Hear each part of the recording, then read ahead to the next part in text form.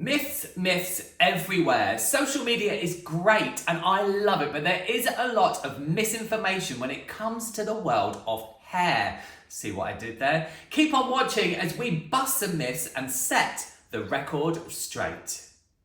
Hello and welcome to the world of Craig. Yes, that's me, I'm Craig, and this is my channel where we get into all things hair and sometimes a little bit of beauty. And often we get into myths. I have done videos like this before, but I have been getting, so if you have a look through my channel, there are over 400, probably more like 450 videos here on my channel now. So if you have a look through, you will find some others with thumbnails that do say busting myths or myth busting, but sometimes it's good to revisit them, and this one contains some new myths. Before we get started, if you enjoy this or find it helpful, you know exactly what to do. You liking this or sending it to a friend or leaving a comment really helps to push my content out there. And at the end of the day, my channel is all about you and hair and sometimes a little bit of beauty. So without further ado, let's get into some myth busting. First up, let's have one that I get asked a lot, and I've never covered it here on my channel, and I get questions about it all the time. I'm wearing my highlighter bright sweater. It's not quite cold enough to wear this because it is 100% acrylic, but I thought it might grab people's attention on the thumbnail. Now, the first one of these myths that we're going to talk about is, should hair, or what people say often is in comments or in questions when they DM me, is hair should be really dirty before it's going to be bleached or coloured, shouldn't it? It should be really dirty. I should leave it for like 2 weeks before I'm going to have my hair bleached. No, you really don't need to. If it is a week old, then that's fine, it's not a problem. If the hair is quite greasy, that's fine too. But you shouldn't specifically leave it a long period of time before shampooing it when you're going to get your hair bleached or coloured. If there's a lot of product in the hair or root cover touch-up, obviously you want to get rid of that. So I would shampoo it a couple of days before. I wouldn't overstimulate the scalp before you go to have a scalp bleach or a permanent colour, or even any sort of chemical service at a salon, or if someone's coming to your home to do your chemical service, or if you're doing it yourself. I wouldn't overstimulate the scalp, but hair does not need to be dirty before you apply anything to the scalp. Products, modern hair colouring products break through any barrier like natural grease, natural oils. As I said, if there's lots of product in the hair, shampoo those out a couple of days before. And whilst we're on this subject, I do see a lot of people saying, cover your scalp in coconut oil a couple of days before you go to get your hair bleached, or cover your scalp in this oil and your hair in this oil before you go to get cut. Don't do that. Please don't do that. That is a complete myth. Do not cover anything with any coconut oil because it's a barrier. So even though the product would probably break it down, bleach is a very powerful oxidant, and the way that the energy in the product works, it's very powerful, but I wouldn't put anything in your hair. I would just shampoo it a couple of days before and go to the salon with minimal, or get your friend, or there's hairdresser that's coming to your home, because hairdressers are freelance and do travel around in their cars or maybe walking. Yes, lots of information. So don't put anything in your hair like coconut oil before you do any global lightening, colouring, etc. Now hopefully I have a whole playlist here on my channel all about box dye, and hopefully that playlist has helped break down some of the myths. But this is one that comes again and again, and we'll cover it very briefly in this video. Hair colours in the supermarket, drugstore, chemist, all the different names for all the different places you can buy them, contain metallic salts. Some people are going to get annoyed that I'm doing air quotes, but I'm really sorry, that's just how I communicate. Contain metallic salts.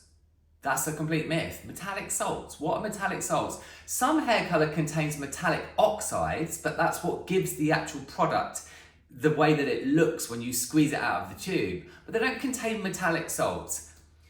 People really need to get over themselves in that no product manufacturer is coming for you if you use home product. They're not. The formulations, as I say in my box dye videos, and I get quite energetic about it when I'm talking about it, the formulations are almost, if not the same as what we use as pro hairdressers. What you're not getting is the experience of being in a salon, multiple colours and tones and shades mixed together, You are just getting one box of product. But please don't think, if you're a hair pro or if you're a consumer who goes to a salon, that home products are of some sort of, inferior formulation and they contain metallic salts, whatever they are, because they don't, and they are just very similar to what we use as professionals. Now, this next one is an interesting one, and it's something that I often, if I'm doing research for these videos, and I do research everything that I produce because it's important that facts are right, but I do see a lot on Reddit. I do see a lot on some platforms sometimes when links lead me there, that people say protein conditioners make your hair snap. And I get asked this question, and it's in the comments as well. Will this conditioner over proteinize my hair? I've used protein conditioners and they made my hair snap. Well, the reality of it is that is a myth. If you over proteinize your hair in the way that old formulations used to be, years and years and years and years ago, Redken used to have products that, before it was owned by L'Oreal, that back in the day when I first used it, that did really work kind of all protein. And I can't remember the name of it now, but I'll see if I can find a picture and I'll pop it here. But they used to use products that used to have formulations that were really pure protein, and you used to have to mix them with other things before you applied them to the hair. Modern products just aren't like that. Modern products always have a bit of moisture, be it panthenol or glycerin or other moisture-giving ingredients. So you're not going to over-proteinize the hair. I suspect that what happens is that the hair has mechanical damage, it's brushed really vigorously or combed very aggressively, and that causes the hair to snap. Or some kind of chemical that's been applied to the hair causes the hair to snap. So it is very, very unusual that you would use a protein-based product or a hair conditioner or a shampoo that has protein in it now in 2024, and it makes your hair snap. Because you can't over-proteinize the hair with modern formulations. Whilst we're on the subject of the conditioner strength of the hair, let's have a very quick fire K18 myth-busting round. Number one, you do not need to emulsify K18 molecular mask for it to work. You don't. It works straight out of the pump. Lots of miming today. That is misinformation. It's fine if you do that, but you don't need to. Number two, the mist and the mask are the same thing. They are just different delivery systems. Using them both together, will make the hair stronger and give you a better result. But if you are a consumer at home and you can't buy the mist because it's pro-use only, K18, we're not trying to stitch you up. They do the same thing, they're just a different delivery system. Lots of videos on here, all about K18 in a playlist. I'll link it down below. And third, but by no means least with K18, and my mind has gone completely blank. What was I thinking of? It's gone. And we're back in the room. Yes, we're just talking about protein. The K18 formula, the molecular leave-in mask formula, has a tiny bit of wheat protein in it. And this is interesting because it does relate to what we were just talking about in the other myth about over-proteinization. It has a tiny little bit of wheat protein, and I've had a few DMs of people saying, it's got wheat protein in it, it will over-proteinize my hair. No, it won't, because K18 does not repair the hair using protein, it repairs the hair using a polypeptide chain. And the wheat protein in K18 is a carrier for that polypeptide. So if you see wheat protein in products sometimes, or some form of protein, it can be a carrier for other things. Right, moving on. We won't spend long on this one. Silicone is bad for the hair. No, it's not. Again, modern formulations, we're not living in a world now where it's wash and go. You remember that? Wash and go.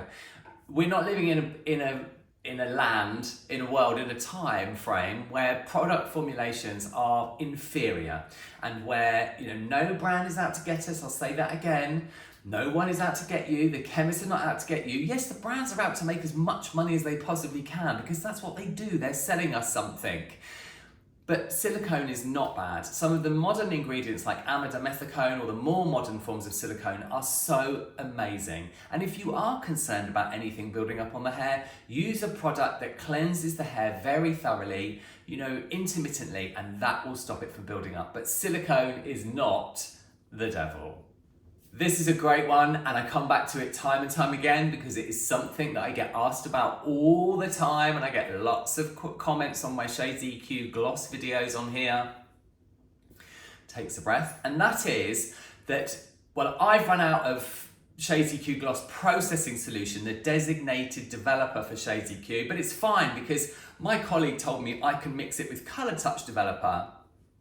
Excuse me, lots of information. Or I can mix it with this developer and it will be fine, it will be great. No, it won't. You really shouldn't do that. That is a complete myth. Or I can mix it with 10 volume, or I can mix it with 20 volume. Don't do that because it's not formulated to do that. It's a myth. If you mix Shades EQ gloss, the actual product, the hair color itself, the gloss itself, with a different developer, the results you won't be able to rely on what results you're going to get. Colour Touch is Colour Touch, Shades EQ Gloss is Shades EQ Gloss. Don't mix the two. You need to buy the designated developer. I have had a few people say, oh, I've got some Shades EQ Gloss kicking around, but I've run out of developer, so I'm just going to use this. Go for it, but I really wouldn't recommend that you do. In fact, I would say don't use it at all. Go and get the designated developer. I know, we're all trying to save money, we're all trying to be frugal and careful, and that makes complete sense, but you must mix products with the designated developer. And let's leave that there, the end. So you may or may not know that I have a series of short form content that's called Bleach Facts. I love bleach, I love it, I think it's fantastic, and I use a lot of lightener, a lot. I don't use high lift tint, I don't like high lift tint, but I use a lot of lightener, and that's just my aesthetic. If you've seen other videos on here, even when I'm highlighting, I like to use a lot of lightener. I find it much more controllable and you can rely on it to get you a lovely translucent lift. Now, I have a series called Bleach Facts, which is all about, funnily enough, facts about bleach. And I do get quite a lot of comments over on another platform that begins with 2 T's. And a lot of people will say on those videos, there's videos on here on my channel, and I talk about getting lift using 20 volume. So the myth would be, you must use 40 volume to get max lift. I only use 40 volume because I want max lift. Well, that's a myth. It's not true. It's not true. I wouldn't go so far as to say it's nonsense, but it really isn't true. Yes, if you watch my videos on here, there's a whole playlist about bleaching that are about using 20 volume. You do need to leave it on for longer because 20 volume and 40 volume, well, 20 volume will give you the same lift as 40 volume, it just takes longer. So then people's argument is, well, I haven't got the time. Well, okay, that's fine, use 40 volume, but it will cause more damage in the hair. Fact. That is definitely a fact. That is not a myth. But saying that 40 volume is the only one that's going to give you the lift that you need is not true. That is a complete myth. And there's a lot of science to it, which is in a lot of the other videos, but I really would urge you not to use 40 volume because it's such a strong chemical reaction that it will cause a lot more damage to the integrity of someone's hair. This is a juicy one, and if you're a curly-haired human being, please don't come for me. There is a whole curly human community, and I know that people are very passionate, and that's really, really good, but there has been something that has been going around for a long time. A couple of things we'll talk about briefly, but the first one is that if you have curly hair, you mustn't use a shampoo that is sulphate based. That's number one. That's not true. That's a myth. How does curly hair know that you're using a sulphate in a shampoo? Yes, sulphates are incredibly effective cleansers. The way that sodium lauryl sulfate attracts like particles that are effectively dirt, grease, debris, and remove them from the hair is super efficient. Yes, there will be some shampoos that might strip the hair slightly because they might be a bit over effective, but sodium lauryl sulfate and sulfates in general are not bad for your hair. And they're not bad for curly hair. it's just marketing at the end of the day. But if you don't like using those sorts of products, that's completely fine. I'm just busting myths. That's what we're doing here. Then secondly, that I've heard a lot, and I've seen a lot, and I've had questions a lot over the years. If you are a curly human, you must not shampoo your hair. You must only use conditioner or one of those shampoos that's called a co-wash. Well, that's a myth too. If you want your hair to feel really clean, shampooing it with a co-wash or popping conditioner in it and rinsing it out is not going to make it clean. If you want my advice, shampoo your hair thoroughly and then you use products, and that could be a whole video in itself. Would you like a curly human being product video? Would you like that? Let me know, wherever it is you're going to comment. And then you would use products to get the results that you wanted, you know, serums or creams or gels or mousses or waxes, whatever it is that you like, and probably multiple different sorts of products. But using a co-wash alone, you know, you don't have to do that, or a conditioner, and using sodium lauryl sulphate or sulfates in general they're not bad for curly hair. It's a myth. That was fun. It's good to set misinformation straight, because at the end of the day, I want everybody to have the best hair, whether you're a consumer or whether you're a hair pro and you want to advise your clients accordingly. I have a long list, but I think that is enough. If you would like more of these videos, then please let me know. This will probably already be quite a long video. I do like to try to keep the timings down, because I know it's tricky sometimes to watch a video that's half an hour long. I don't make half an hour long videos.